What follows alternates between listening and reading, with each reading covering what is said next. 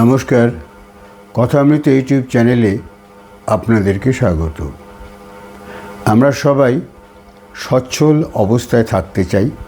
আর্থিক দিক দিয়ে যাতে আমাদের স্বাচ্ছন্দ্য থাকে, আমরা যাতে একটু ইচ্ছে মতো টাকা পয়সা খরচ করতে পারি, বিনোদনে ব্যবহার করতে পারি, এটা আমাদের সবারই ইচ্ছা। সবাই ভাবি কী করে বড়লোক হওয়া যায়, তার জন্য উদয়াস্ত পরিশ্রম এবং নানান রকম কসরত এবং চেষ্টা, কিন্তু শেষ পর্যন্ত হয়ে ওঠে না।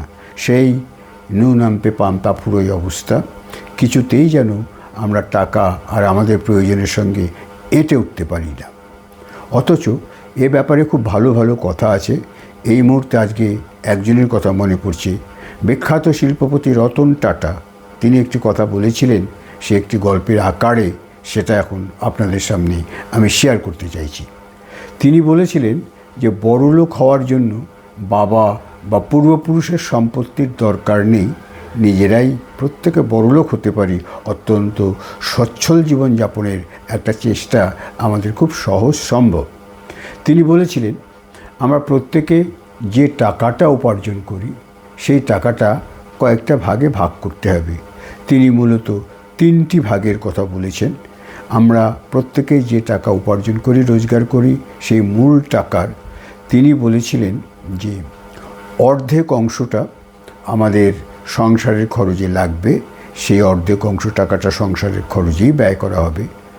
বাকি যে অর্ধেক অংশ থাকবে তার 1/4 টাকাটা এমনভাবে রাখা থাকবে যে টাকাটা খুব প্রয়োজন ছাড়া আমরা কিছুতেই খরচ করব না, সেটা ধরে নিতে হবে জমানোই থাকবে। এবং আর 1/4 সেটা কোনো অবস্থাতেই কখনো খরচ করা যাবে না, যত কষ্টই হোক। এইভাবে টাকাটাকে ভাগ করে, অর্থাৎ আমাদের সংসার খরচটা ওই অর্ধেক টাকা দিয়েই আমাদের সংসারটা চালাতে হবে।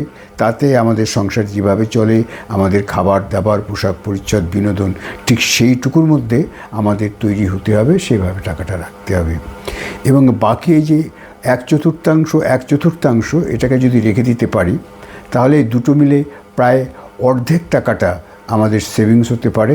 এবং এই সেভিংসটা যদি আমরা কিছুদিন করতে পারি, এই সেভিংস দিয়ে আমরা পুনরায় আরও কিছু টাকা অর্জন করার বা উপার্জন করার চেষ্টা করতে পারি। এভাবে কিছুদিন করলে 30 থেকে 40 বছরের মধ্যে আমাদের কিন্তু আর্থিক সঙ্গতি ফিরে দাঁড়াবে প্রত্যেকেরই। কাজেই আপনারা সবাই এই হিসাবটা মাথায় রাখতে পারেন। দেখুন এভাবে সংসার চালিয়ে আপনাদের কিছু লাভ হয় কি না। নমস্কার।